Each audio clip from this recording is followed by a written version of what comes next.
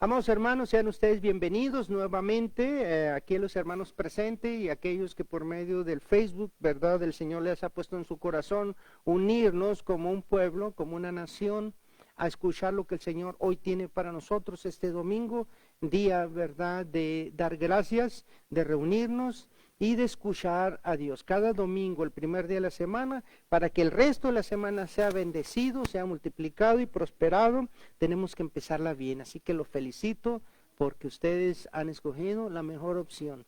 Venir aquí al templo, o aquellos que están en su casa a través de Facebook, que nos están siguiendo, pues sean ustedes bienvenidos. Les habla Martín Lizárraga, pastor de la iglesia Oasis de Salvación. Así también aparece en nuestra página ya en YouTube y también en Facebook, Oasis de Salvación, aquí en Tucson, Arizona. Así es que sean ustedes bienvenidos y pues sin más preámbulo vamos a ir directo. Amados hermanos, este miércoles que empezó, saben ustedes, ¿verdad? Este miércoles empezó la Cuaresma. No vamos a nosotros como pueblo evangélico o denominaciones evangélicas, no la festejamos tal, ¿verdad? Como la Iglesia Católica Romana.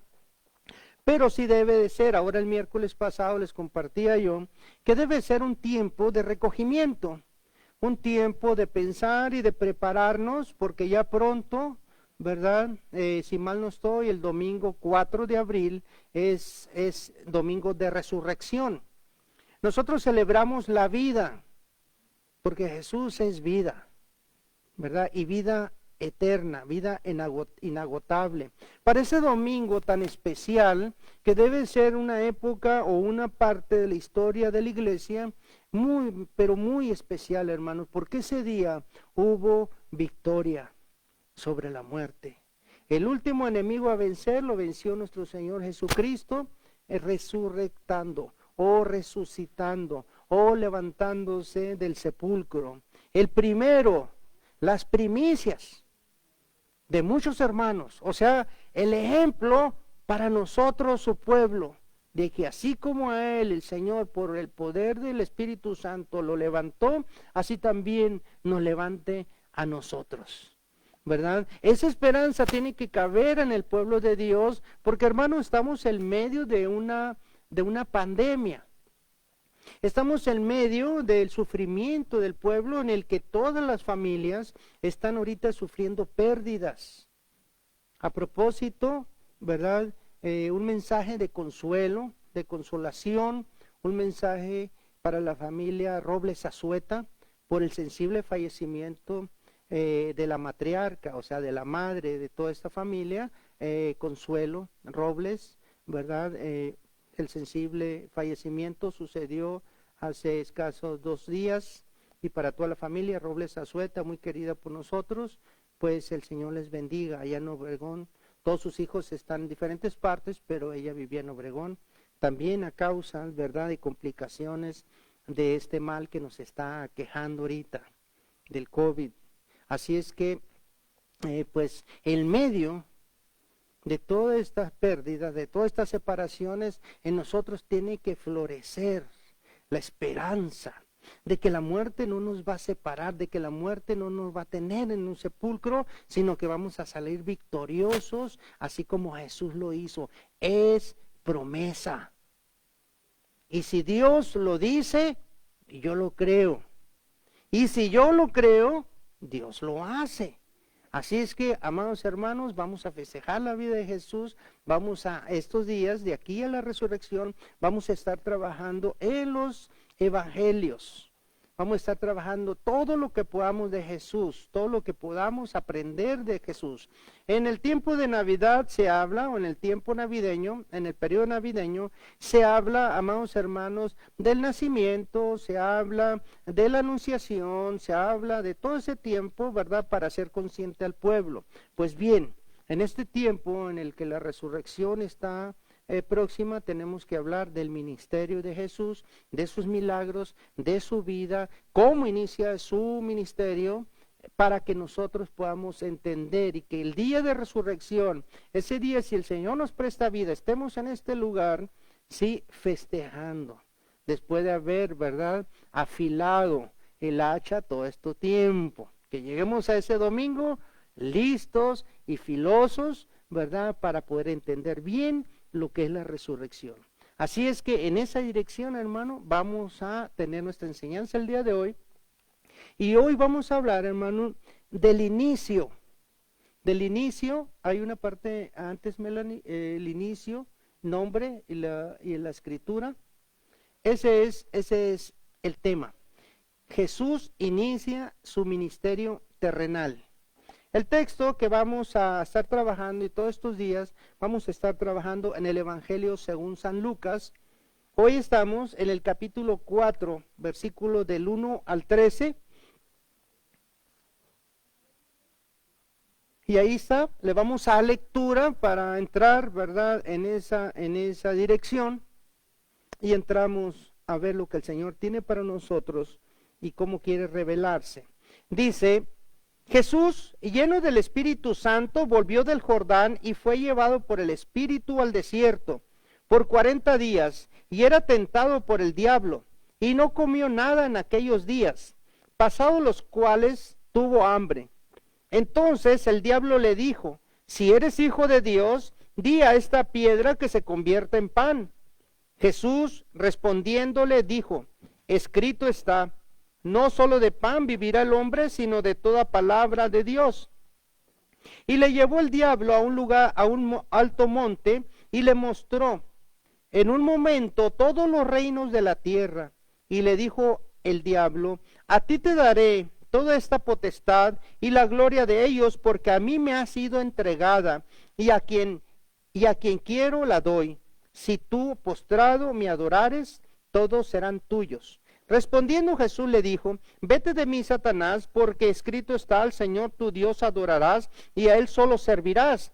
Y le llevó a Jerusalén y le puso sobre el pináculo del templo y le dijo: si eres hijo de Dios, échate de aquí abajo, porque escrito está: a sus ángeles mandará acerca de ti que te guarden, y en las manos te sostendrán para que no tropieces con tu pie en piedra.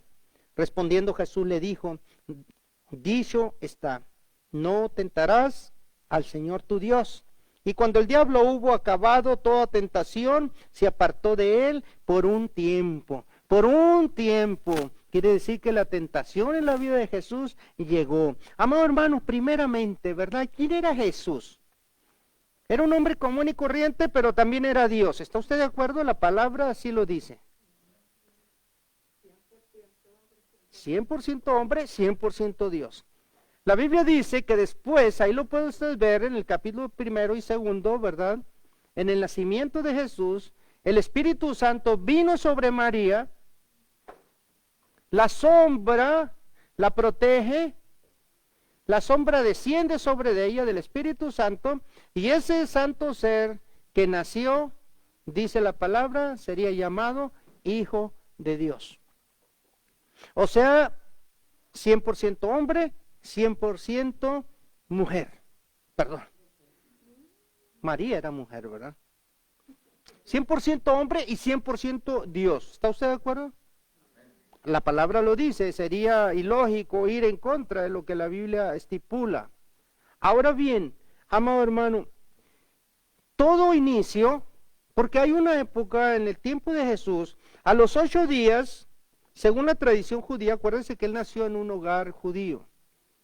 La tradición judía establecía que a los 8 días tenía que ser circuncidado. A los 8 días, ¿verdad? Sus padres lo llevan al templo, es circuncidado.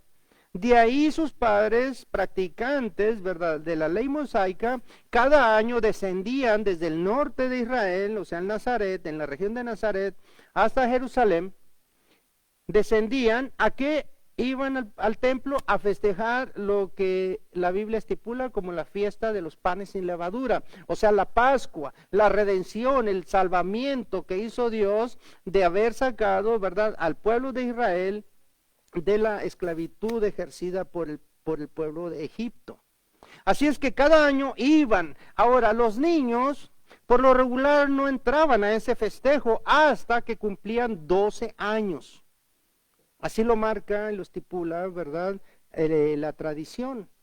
De tal manera que cuando Jesús cumple 12 años, primero es circuncidado a los 8 días, en ese tiempo pasa y llega a los 12 años, entonces es llevado al templo. Ahí empieza a adoctrinarse, no porque eran las primeras enseñanzas sobre la palabra de Dios, los padres eran estaban obligados a enseñarles sus tradiciones, la ley de Dios, ¿verdad? Lo que Dios les dio en el monte de Sinaí. Pero ese tiempo, a los 12 años, era necesario que ya el niño fuera a instruirse, a escuchar. Pasa algo muy curioso con Jesús, ahí lo estipula también Lucas, ¿verdad? En ese tiempo, en el que cumplió los 12 años, salen los padres y como viajaban en caravana, salen todos y de repente, ¿verdad? A un día de camino se da cuenta José y María que no andaba Jesús. Y de ahí, ¿dónde está Jesús? ¿Y dónde está Jesús? Pues ha de venir con algún familiar por allá en unas mulitas, en algunos burros atrasados, ¿verdad? Allá, no los burros de las personas, sino los burros donde cargaban, ¿verdad? El equipaje. Sí, por ahí viene, pero se dan cuenta que no viene. Entonces se regresan y lo encuentran, ¿verdad? En el templo, escuchando y platicando, arguyendo contra los maestros de la ley. Sí, un niño de 12 años. Entonces Jesús, ¿verdad? Les dice, ¿por qué se preocupan, verdad? Porque María le dice, hijo, ¿por qué nos has hecho esto? ¿Qué susto nos acabas de hacer pasar? Jesús le dice, ¿verdad? No se sorprendan, porque yo estoy en los negocios de mi Padre. Dice que María en ese momento solamente guarda esas cosas en su corazón, pero, ¿verdad? Jesús obedientemente a sus padres se regresa con ellos. Ahora, ¿por qué les menciono esto? Amados hermanos, de los 12 años hasta los 30 años de Jesús, no se sabe nada de él. La Biblia no dice qué pasó en ese tiempo. Hay muchos teólogos estudiosos, ¿verdad?, que dicen que inclusive estuvo viajando inclusive a Gran Bretaña, que ese tiempo lo aprovechó para viajar, estudiar y no sé cuántas deducciones, porque la Biblia no lo llama, no lo dice. Dice que también estuvo en la India. Lo más seguro es, ¿verdad?, de todas estas teorías o deducciones, lo más seguro es lo que se apega a un varón que dice que él cumplió una vida, ¿verdad?, de obediencia en su familia, estudiando la palabra del Señor, pero también la Biblia nos hace ver que su padre murió muy joven, o sea, José, en la tierra, o sea, su padre adoptivo, porque Dios era su padre. De tal manera que ese tiempo él se hizo cargo, ¿verdad?, pues de su familia, siguió vamos a decir, el oficio que tenía su padre, que era carpintero, hasta los 30 años. ¿Por qué le menciono esto? Porque es necesario, hermano, entender lo que la palabra dice. El contexto dice, ¿verdad?, que Jesús, lleno del Espíritu Santo, volvió del Jordán. ¿Qué quiere decir? Ahí usted lo puede ver, ahí mismo, en el capítulo 3, versículo 21 y 22, dice, ¿verdad?, que ya para esto, un primo de él, un familiar de él, llamado Juan el Bautista, ¿sí?, ya venía preparándole el camino y él ya bautizaba, anunciándole la venida de un Salvador. Jesús se somete y va al Jordán y se bautiza. No tenía necesidad, pero se bautiza ¿por qué, hermano? Para mostrarnos a nosotros el camino a seguir. La estrategia que Dios utilizó para que nosotros nos reconciliáramos con Él. Y parte de esa reconciliación, después de aceptar a Jesús como su Hijo o como nuestro divino Salvador, aceptar su sacrificio, entonces nosotros tenemos que ir a otro paso, que es el bautismo. Jesús mismo nos los enseña. Ahí en el versículo 21 y 22 del capítulo 3 dice que Él fue antes de iniciar su ministerio, o sea, antes de darse a conocer públicamente como el Hijo de Dios. Así es que va y se bautiza en obediencia y vuelve ya lleno del Espíritu Santo. Una pregunta, hermano, ¿acaso Jesús no tenía el Espíritu Santo? ¿Lo recibió en el bautizo? No, hermano, porque el Espíritu Santo fue el que lo procreó, fue el que lo puso en el vientre de su madre. Él vuelve, ¿verdad?, ya lleno del Espíritu Santo, o sea, fortalecido para empezar, para lo que vino aquí a la tierra. 3 años después de esto muere. Pero él inicia su ministerio, ¿verdad?, primeramente bautizándolo. Y el mismo Espíritu lo lleva, lo empuja, ¿a dónde, hermano? Al desierto.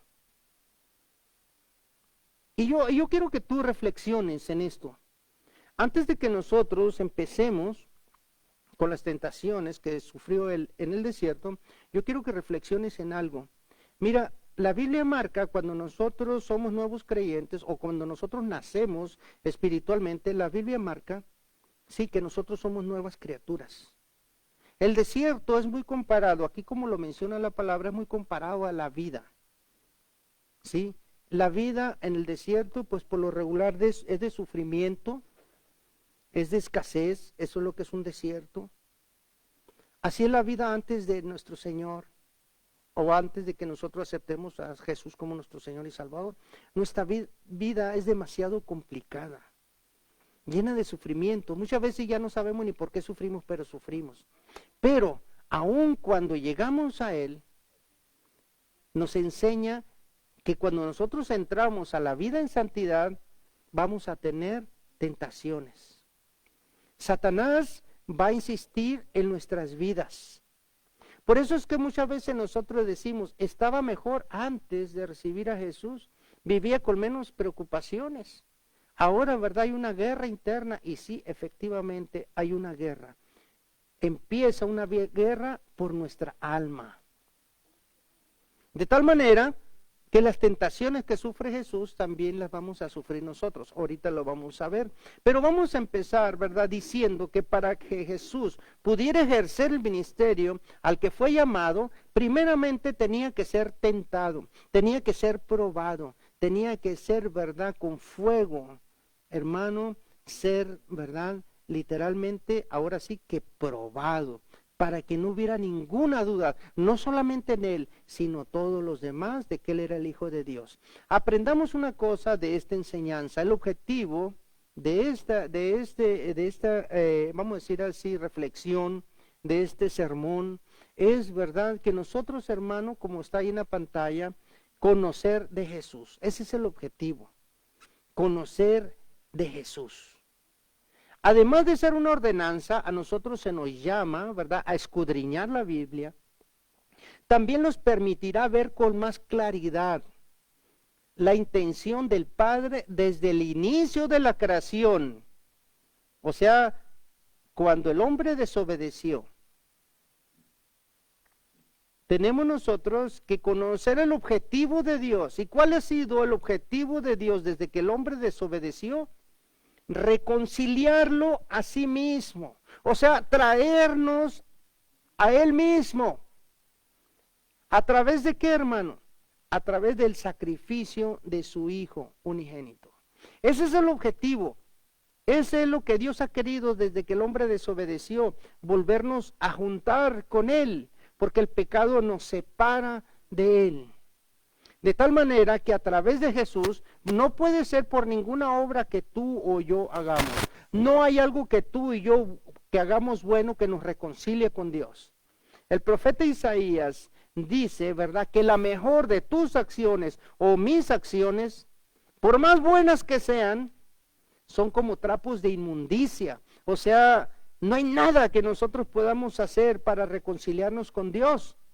Es solamente a través de Jesús, y eso lo vamos a ver, ¿verdad?, conociendo más de Jesús. Vamos a entrar a ese espacio en el que Jesús es, hermano, tentado, de que Jesús es probado. Así como el oro y la plata, ¿verdad?, se prueban con fuego y ver la calidad, así Jesús y así tú y yo también. Veamos primeramente cómo es que es probado Jesús. ¿A qué parte de su vida apela a Satanás? ¿A dónde dirige sus armas? Primeramente, vamos a ver, ¿verdad?, que Satanás apela, la primera prueba es a los deseos de la carne. Fíjate bien lo que dice, ¿verdad?, en este versículo, en el número 2, dice que por 40 días Jesús estuvo ayunando. O sea, no había recibido alimento y estaba siendo probado. La necesidad de comer para mantener nuestros cuerpos es válida, ¿sí o no? O sea, nosotros tenemos que alimentarnos. Es válida, sí. Entonces, ¿por qué es apelar ahí? O sea, ¿por qué el diablo enfocó, verdad, su tentación o su estrategia en algo que es normal? Comer para nosotros es necesario. Pero el diablo, Satanás, que el Señor lo reprende, nunca, como padre de mentira, nunca va a venir a expresarte realmente sus intenciones. Él habla con medias verdades. Él habla mitad verdad y mitad mentira. Y es ahí donde nosotros caemos normalmente y principalmente cuando se refiere a nuestras necesidades primarias. Satanás, ¿verdad? Estaba haciendo una invitación a Jesús, porque el pecado, hermano, no lo trae Satanás. Él nos tienta y nosotros somos los que aceptamos o no, ¿ok? Así es que esta invitación de Satanás era que Jesús, guiado por sus deseos, o que se guiara por sus deseos y no por sus convicciones. Así somos nosotros. ¿El deseo de descansar el domingo es válido? Claro, hermano, trabajamos toda la semana. Sí es válido. Por supuesto que es válido. Es más, nuestro cuerpo nos los pide. Pero, ¿en dónde está la tentación entonces si necesitamos descansar o comer? La tentación está, ¿verdad?, en que nos dejemos guiar por nuestros deseos en lugar de guiarnos por nuestras convicciones. Es lo que quería el diablo, ¿verdad?, hacer caer a Jesús. O sea, ver primero mis necesidades personales antes que los deseos de Dios. Ahí es donde está el truco, ¿verdad?, que usó Satanás con él. Él quería, ¿verdad?, que satisfaciera su deseo de comida convirtiendo las piedras en pan. ¿Podía hacerlo Jesús? Claro que lo podía hacer. Pero hay dos cosas importantes que Jesús utilizó, ¿verdad?, en su lucha, y es ahí donde nosotros tenemos que aprender y tomarlo en nuestras vidas. Uno, el Espíritu Santo. Antes de entrar a la prueba, ¿cómo entró, hermano? Fortalecido y lleno del Espíritu Santo. En segundo lugar, la otra arma de Jesús, ¿cuál era? La palabra de Dios. Él no le contestó, ¿verdad?, lo que él pensaba. Él contestó lo que decía la palabra de Dios. Eso es un ejemplo para nosotros. ¿Ok? ¿Qué le dice? A ver, si eres hijo de Dios, pues convierte estas piedras en pan. La contestación de Jesús, ¿verdad?, lógica, en la mente humana era, pues sí, cierto, ¿verdad? Voy a convertir estas piedras en pan, ya terminé mi ayuno, sí, ahora sí puedo comer. No, ¿verdad?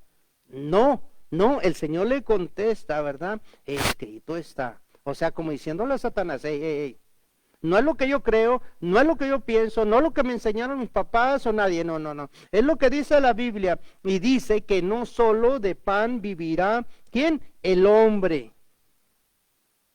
La tentación era que él cediera, ¿a qué, hermano? A sus deseos, a sus propias necesidades. A que dejara su fe y le diera, ¿verdad?, oído, ¿a qué? A su estómago. Jesús apela a Deuteronomio 8:3 y les dice, ¿verdad? No. O sea, no solo de pan vivirá el hombre. Moraleja para nosotros. Hermano, no solo lo que nos pide nuestro cuerpo, ¿verdad?, es necesario. Es válido, mas no necesario para el espíritu. Tenemos que darle oído al Espíritu y después a nuestras necesidades personales. Primero está la convicción, o sea, la fe, y después mis deseos. ¿Por qué les trataba esto? Por los domingos, ¿verdad? Los domingos, a lo mejor la gente lo toma como religión, la gente que no entiende o que no conoce el Evangelio, que no conoce la palabra, dice, pues ¿a qué vas todos los domingos, hombre? O sea, ¿que no te cansas? ¿Acaso se enojará Dios? Fíjense bien, así, porque me lo han dicho. ¿Acaso se enoja Dios si no vas un día? Si faltas un día, ¿vas a perder tu salvación a la entrada al cielo si no vas un día a la iglesia? Ay, qué simple y qué exagerado eres. Mejor vamos a comer, vamos al viaje, vamos a las tiendas, vamos a esto, vamos al otro, vamos allá. O simplemente descansemos. Entonces la respuesta de nosotros dice, porque yo sí quiero quedarme en la casa el domingo, esa es la verdad. Yo sí quiero descansar, levantarme tarde el domingo, es el único día que lo puedo hacer. Yo sí quiero, pero primero está lo que el Señor dice, escrito está, no dejarás de congregarte. ¿Sí? Eso es lo que yo le tengo que contestar a Satanás cuando me ataca a mis deseos, o sea, a mis necesidades, ¿verdad? La segunda tentación viene directito, hermano, aquí Melanie nos va a poner, viene directito a los deseos de los ojos. Nos encanta, cuidado con los ojos, tenemos que estar vivos, ¿verdad? Satanás invita a Jesús a tomar ¿a qué? Un atajo. ¿Cómo sucede esto? Fíjese. Y le llevó el diablo a un alto monte, o sea, una montaña muy alta, ¿verdad? Y le mostró en un momento todos los reinos de la tierra. Le mostró las ciudades, le mostró, ¿verdad?, las riquezas, le mostró aquella gente que lo adoraría. Y le dijo el diablo, le habla a Jesús y le dice, a ti te daré toda esta potestad, o sea, te haré rey sobre todo esto. Y Jesús viendo todos los reinos, todo aquello, ¿verdad?, que el diablo le ofrecía, y la gloria de ellos aparte, o sea, ellos te adorarán, porque a mí me ha sido entregada. Vivo, hermano. Aquí hay algo importante que nosotros tenemos que rescatar. ¿Sí? El mundo no es de Satanás. Él mismo lo está reconociendo aquí.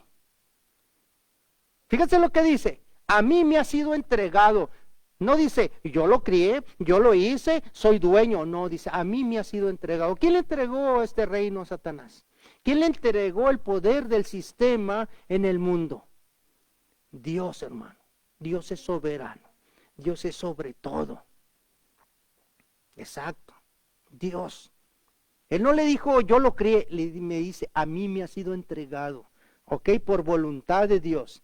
Y a quien yo quiero, lo doy. Aguas aquí también, hermano. Aquí hay un mensaje muy poderoso. Porque para que el diablo te dé algo de este mundo, como fama, fortuna, dinero, porque la gente piensa, ¿verdad?, como nos enseñaban o oíamos anteriormente, que tú tenías que hacer un contrato con Satanás, que tú tenías que hacer, ¿verdad?, algo firmado para que te diera gloria, dinero, reconocimiento, lo que sea. No es necesario, hermano.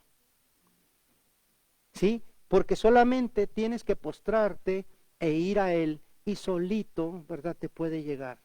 Solito, ¿verdad?, lo que el mundo ofrece. Porque le dice Satanás, si tú postrado me adorares. O sea, híncate y reconóceme. Y nosotros podemos hacer eso. A lo mejor no literalmente hincarnos delante de Satanás y decirle, ¿sabes qué, Señor? O ¿sabes qué, demonio? Dame, ¿verdad?, dinero. Ansío dinero, ansío mujeres, ansío carros, ansío casas. Deseo todo lo que hay en este mundo. A lo mejor no lo hacemos literalmente o firmamos en ninguna parte, pero con el solo hecho de quitar los ojos de Dios y dirigirlos a ese ser infernal, en ese momento le estamos adorando. Porque la palabra dice, escrito está, no podrás servir a dos amos. ¿Ok? En ese momento estamos haciendo nuestra decisión. Jesús se mantuvo firme y le dice, ¿verdad?, vete de mí. Aléjate, Satanás, porque escrito está. Nuevamente la palabra, al Señor tu Dios adorarás y a Él solo servirás. Jesús es el dueño de todos los reinos, hermano. Sí. El diablo, que el Señor lo reprenda, ¿verdad?, es un poco lento, por no decir tontito, porque ya Jesús era el Hijo de Dios, el dueño de todo aquel que le estaba ofreciendo. El diablo lo que le estaba ofreciendo era un atajo para llegar más rápido, o sea, evitar la cruz. Así nosotros también, todos los muchachos, todos los jóvenes que se meten al contrabando, al narcotráfico, a robar, a vender, a hacer tantas y tantas cosas locas, ¿verdad? Son atajos, porque el Señor dice que si tú trabajas, si tú te preparas, ¿verdad? Si tú buscas de Él, ¿qué no te va a bendecir? Es promesa. Pero nosotros queremos atajos, o sea, no queremos batallar, no queremos estudiar, no queremos trabajar 8 horas, o sea, no queremos esforzarnos, buscamos atajo, ¿cómo podemos obtener, verdad, el dinero o las cosas que necesitamos? Y en esos atajos es donde las almas se pierden. Por eso dice, ¿verdad? Jesús le contesta, no, ¿sabes qué? Al Señor tu Dios adorarás, a Él solo, a Él servirás y Él me proveerá. ¿Qué no dice el Señor eso? ¿Que no su providencia está sobre nosotros día con día? ¿Sí? Aguas con los atajos, aguas con los deseos de los ojos. Tú puedes obtener todo lo que tú deseas en tu corazón si es genuino y es plan de Dios para tu vida. Solamente tienes que ir a Él, esforzarte, hacer tu trabajo y dejar que Dios, ¿verdad?, derrame sobre ti bendiciones. Los atajos son peligrosos. Los deseos de los ojos nos pueden perder. ¿Sí? Jesús le cita Deuteronomio 6:13. Esa es la palabra con el Señor, ¿verdad? Le contesta. De esa manera, Jesús no cede a esta oferta, hermano. No cede a la oferta de tomar control de las naciones por la vía fácil. La vida no es fácil ni tomando atajo. Todo tiene un precio de esfuerzo, de trabajo. Así es que aguas con los deseos de los ojos, ¿verdad? La tercera tentación a la que el diablo apela en Jesús es, hermano, y estas son las que la Biblia menciona. Él las tuvo tentado todos esos 40 días, ¿verdad? Diferentes maneras. La tercera es apela, o sea, Satanás apela a los orgullos de la vida. Abajo el pináculo, la tradición rabínica decía que en el templo, hermano, en el pináculo, o sea, en unas saliditas del techo más alto, de la parte más alta del templo, si Jesús se tiraba hacia abajo, era una parte donde era la entrada principal del templo. Y la tradición rabínica decía que el Mesías se iba a presentar en ese lugar. O sea que el diablo apeló al orgullo de Jesús y le dice, a ver si eres el Mesías, a ver si tú eres el prometido de Dios, a ver si es cierto, aparece en ese lugar. Si Jesús se hubiera tirado en ese momento, como el mismo Satanás habla con la palabra en la boca. Satanás es una verdad, lo que está diciendo bíblicamente, no más que fuera de todo contexto. Él cita el Salmo 91, versículo 11 y 12, y le dice, ¿verdad? Tírate. ¿Sabes una cosa? Porque el Señor va a mandar ángeles y no va a permitir que tú te estrelles, ¿verdad? Sino que te va a bajar y te va a poner tu pie sobre la piedra. Entonces, cuando todo el mundo vea que tú caíste y que te rodearon los ángeles y que te pusieron ahí, todos te van a reconocer como el Hijo de Dios. No vas a batallar, no tienes que ir a la cruz, solamente tírate. Pero, ¿qué pasa a Jesús, hermano? ¿Qué pasa con él en su mente? ¿Cómo le contesta? Nuevamente, ¿verdad? Apelando a la palabra, le dice, no tentarás al Señor tu Dios. Y es algo que sucede aquí en los púlpitos. Es muy común en los púlpitos donde se comparte la palabra del Señor, ¿verdad? Tentar a Dios. ¿No me crees? ¿O no sabes cuánto? Yo te voy a refrescar un poquito tu memoria. Habemos predicadores, ¿verdad? Que por una necesidad de alguno de los presentes lo pasa aquí enfrente y le dice, ¿verdad? Tú vas a ser sanado en el nombre de Jesús en este momento. Tú vas a dejar de ser estéril. Tú vas a caminar en este momento. ¿No cree usted que está tentando al Señor aquel predicador? ¿No crees que le está diciendo, no crees que está tratando de forzar a Dios para que en el tiempo de él, no de Dios, para que en el tiempo de ese predicador, para quedar bien con la iglesia, para que su programa sea transmitido en televisión, para poder aspirar, ¿verdad?, a ser reconocido como un siervo de Dios? Él está forzando a Dios, o sea, está tentando a Dios.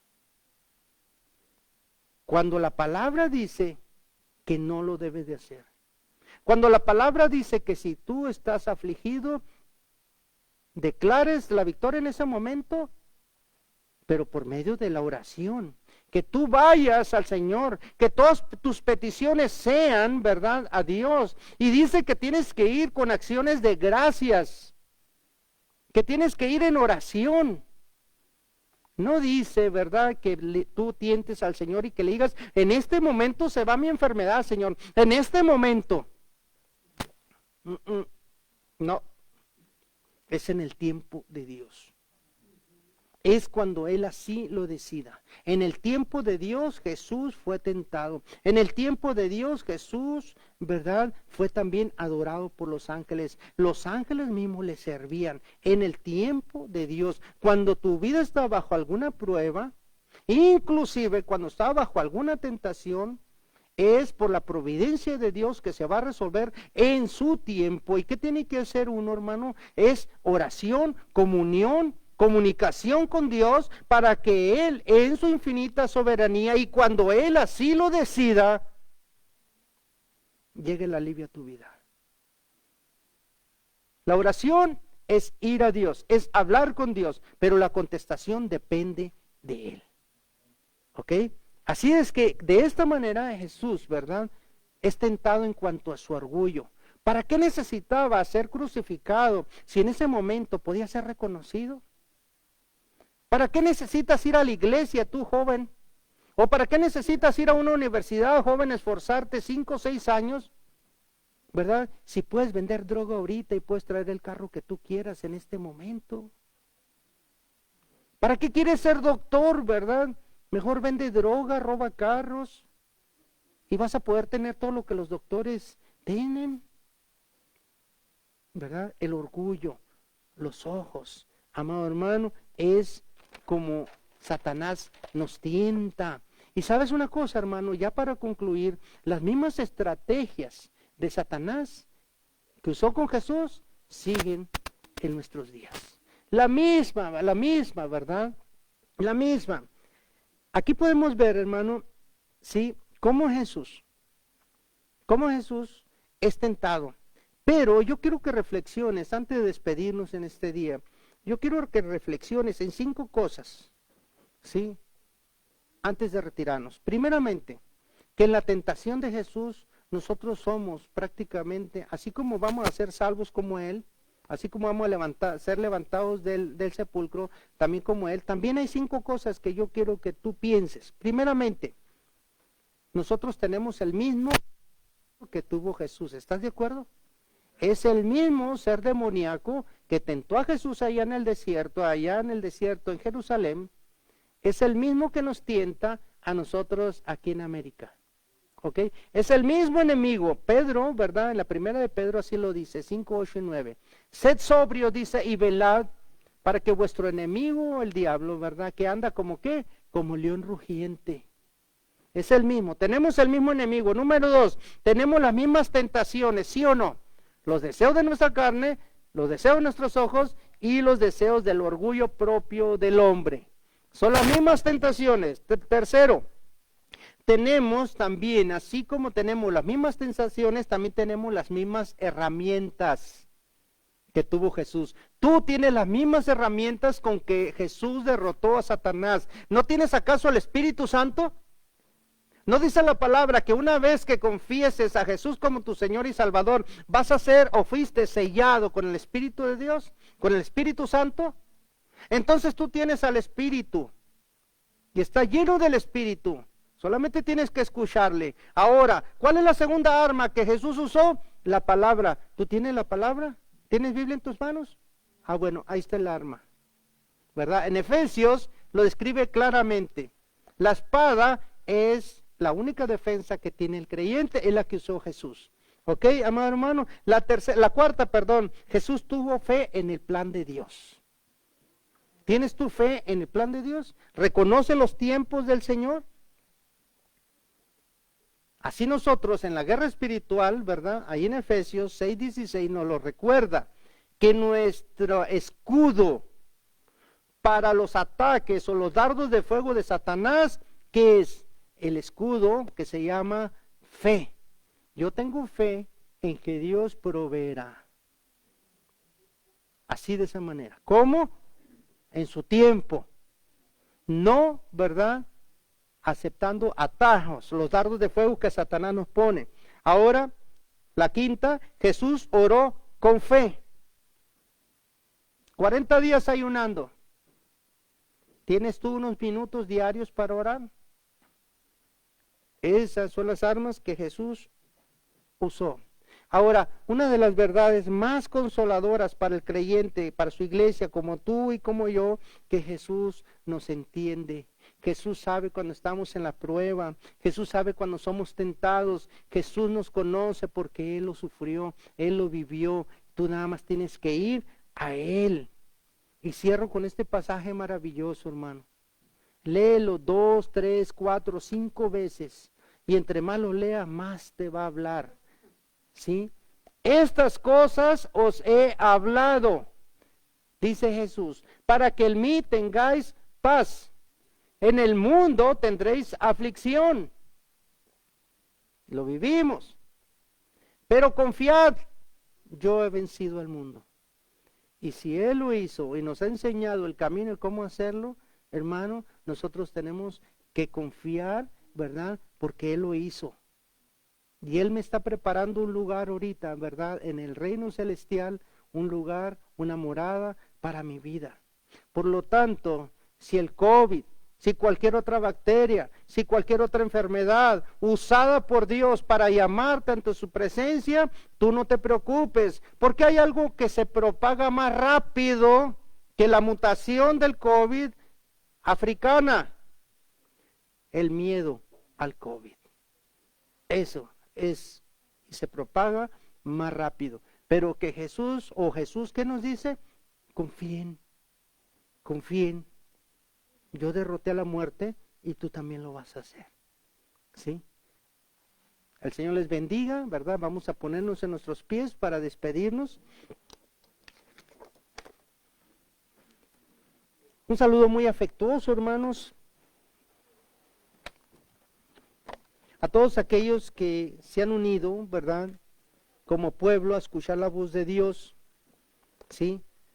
A Viviana Lizárraga, aquí en Tucson, a nuestra hermana Elia y el Nogales, a Genoveva Lizárraga, ahí en Hermosillo, a Lupita y Jesús Guerrero, también ahí en Hermosillo, a Aurora Soria, a Yasmín Ríos de Estrada, a Astrid Lizárraga, que se han unido, que se han integrado, ¿verdad?, que juntos se han propuesto escuchar la palabra del Señor. Les doy las gracias, y por todos aquellos, ¿verdad?, que no están ahorita en esta lista, y por todas sus peticiones y oraciones, ¿verdad?, hacia nosotros o hacia sus vidas por medio de peticiones de salud, de bienestar, de salvación, tantas cosas que tenemos que llevarle al Señor en oración. Así lo vamos a hacer, ¿verdad?, confiando en que Él en su infinita misericordia va a proveer en el tiempo que Él tiene estipulado para cada una de esas respuestas. Así es que oremos y despidámonos.